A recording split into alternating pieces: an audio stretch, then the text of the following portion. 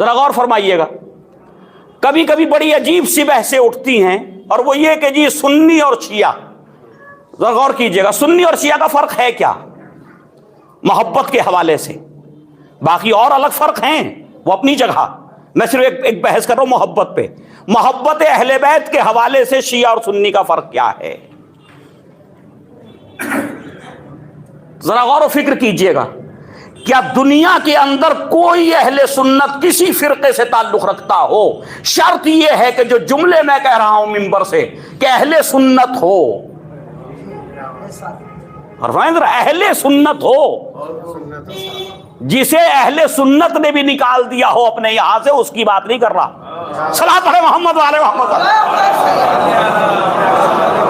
غور فرمائیے گا ذرا بھائی, اہل سنت ہو, میں ان کی بات نہیں کر رہا کہ جنہوں نہ جو شیعہ ہیں اور نہ سنی ہیں.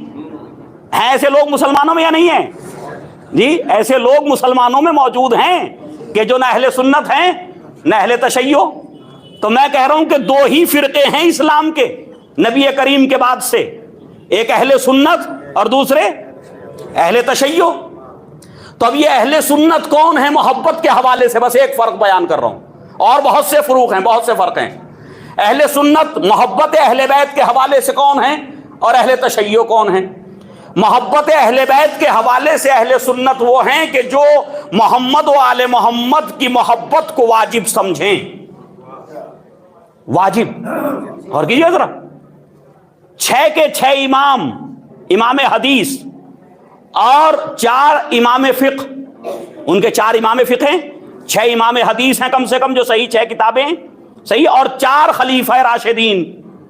یہ سب اس بات میں متفق ہیں کہ سنی سنی نہیں ہو سکتا, یا یوں کہوں مسلمان نہیں ہو سکتا اگر اس کے دل میں محبت محمد و آل محمد نہ ہو.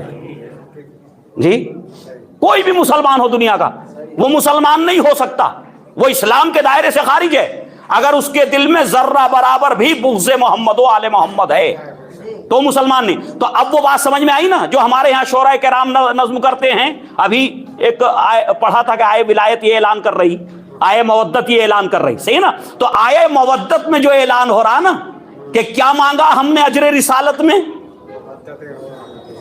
مودت اہل بیت مانگی, مودت قربا مانگی ہے, نبی کے قرابت داروں کی مودت مانگی ہے خداوند عالم نے.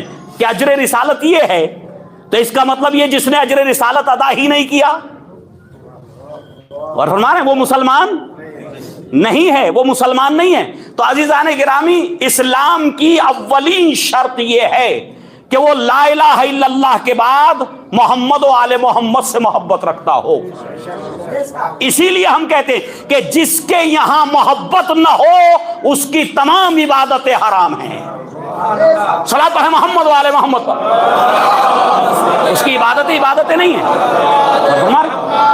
تو عزیزان گرامی, اب اہل سنت وہ ہیں کہ جو محبت تو کرتے ہیں محمد و آل محمد سے, محبت کرتے ہیں, لیکن اطاعت کو واجب, اطاعت واجب ہے یا نہیں؟ ان کے یہاں اطاعت واجب نہیں محمد و آل محمد کی. محمد کی تو ہے, نبی کریم کی تو اطاعت واجب ہے, آل محمد کی اطاعت واجب نہیں ہے. وہ کہتے ہیں کسی صحابی سے مل جائے حدیث رسول اس پہ عمل کر لو, کسی زوجہ سے مل جائے اس پہ عمل کر لو, کسی تابعی سے مل جائے اس پہ عمل کر لو. کیا ضروری ہے کہ حدیث کو ہم حضرت علی ہی سے لیں, حضرت امام حسن سے لیں, حضرت امام حسین سے لیں, یا پھر جناب فاطمہ زہرا سے لیں؟ نہیں, کہیں سے بھی اگر کوئی قول مل جائے تو ہم اسے لے کر کے عمل کر سکتے ہیں.